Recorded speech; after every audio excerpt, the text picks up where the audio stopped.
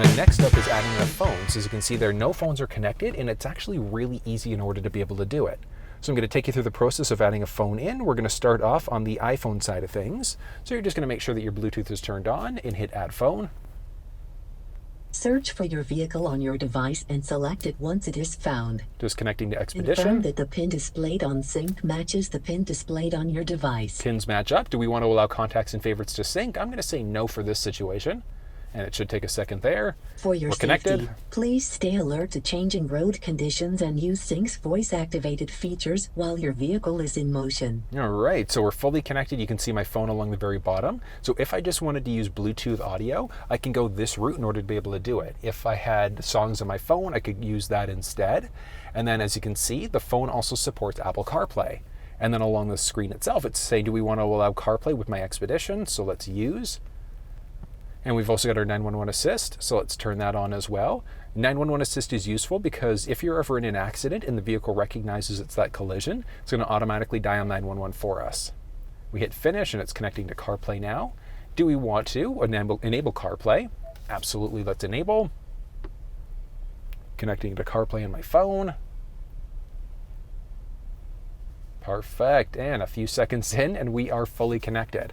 So as you can see there, we've got a mix of, we've got, well, Apple Maps, we've got Google Maps, and we've got Waze. So yeah, we do have factory navigation, but if we want to, we do have the flexibility, so we can go a little bit fuller screen, but look at all of this real estate. And now it is kind of nice because it pushes everything along the very bottom there instead, so we can kind of go up and down between different trays if we want to. We can flip back into our factory navigation, or if we wanted to use one of these other map applications, we've got the flexibility to be able to do it. And the screen, pretty responsive there. Now this is, as you can see there, connected through Waze, and then we can press the button along the very bottom here in order to jump back to this main screen. So we can go left, right, we can minimize the screen instead if we want to. As I said, we've got Apple Maps, we've got Google Maps, and Waze that can be used through this screen. Live One is a radio app, so as you can see there, stations, originals, featured, things like that. We can press the button. Oh, and one other thing to point out, along the bottom right-hand side of the tray, you can see exactly what your current status is. So as of right now, what I'm connected to, LTE, my battery life, etc. Moving back home, we've got this base setting again. If you prefer to listen to podcasts, you can do that very simply on top of that. And that's the phone connected. So as you saw there, very straightforward. On the phone, though, if we go Settings, General, we're going to go to CarPlay. We've got the Expedition. We can customize, and if you want to customize something, so if you prefer to listen to your podcasts a little bit more, or if you're a big fan of your audiobooks, you can do a drag and drop in order to be able to adjust these things as necessary. So you can literally customize the screen. If you want to, you can also remove things. So they're fully removed from the vehicle there, but they are back on Apple CarPlay. Now, if for whatever reason CarPlay is not working for you, just make sure you go back to this same screen.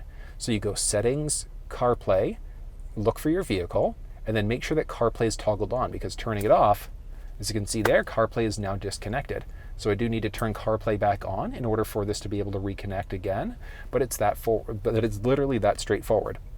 So as you can see there, so it's saying that it failed because I didn't give it permission earlier to be able to connect, but once it did fully connect, as you can see, right back into CarPlay again. So it's that simple being able to set this phone up inside of this vehicle.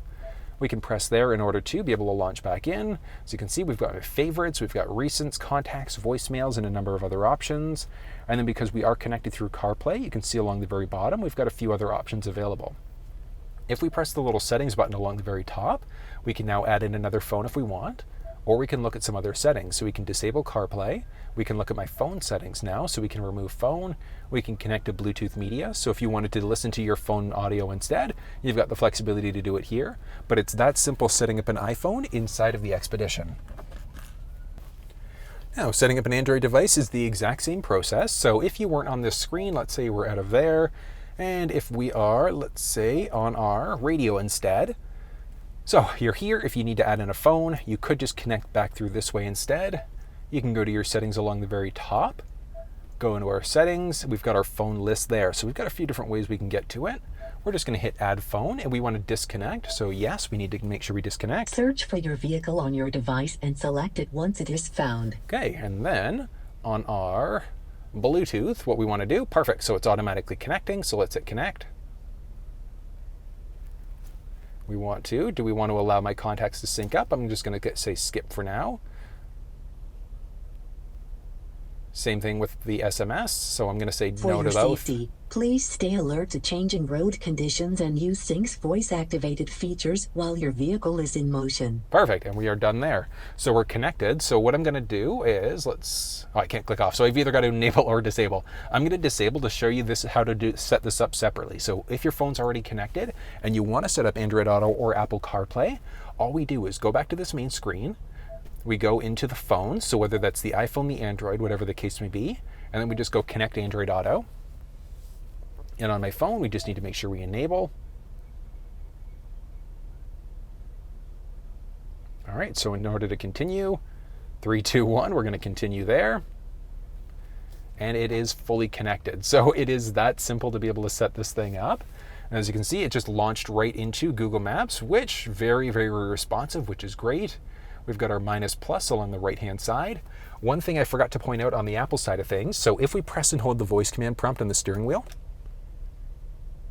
we can activate our Google Assistant or we can activate our Siri Assistant. So obviously if we're connected to the iPhone side, that would be our Siri Assistant, but it's very, very straightforward. Now, very similar to what we saw on the iPhone side, we can kind of push these lower buttons down, but it doesn't go full screen the same way that we saw on the Apple side, unfortunately. Bugs that are getting worked out, and it's just on the Android Auto side, I always find there's something weird with the full screen. So not there as of yet, but we still have quite a few options. So along the bottom tray, we've got my music, notification center, or we can press there in order to launch into the Google Assistant instead. We can press the button along the very bottom if we wanted to get into this, into our podcast. So we've got our podcast, media, etc. Button press in order to get back to this main screen. But as it sits right now, Waze inside of the Sync 4 system is unavailable. But we still have a little bit of flexibility here. So as you can see there, we've got Google Maps, we can make phone calls, we can customize the launcher. It's not quite as user-friendly customizing as the Apple side of things, but it still is possible to be able to do it. So on our phones, what we have to do is under search, we're just going to search for Android Auto. Oh, that does happen sometimes. So we just go back up and close, down, search for Android Auto. Perfect. And we're looking for settings. So once settings pops up, we've got my previously connected vehicles. We can customize the launcher now. So I'm just going to do a drag and drop to show you here. So we just press and hold, we drag to the top, and as you can see, it didn't update it. So we actually have to disconnect from Android Auto and then relaunch in and close it down on both the phone and the car in order for any changes we make here to take into effect. So it's not quite as user-friendly as the iPhone side. So Google, if you're listening, update this, make it more user-friendly, but it still is nice all at the same time. We can press back. We've got our Google detection. So yeah, we can press the voice command prompt on the steering wheel. So we just do a press and hold.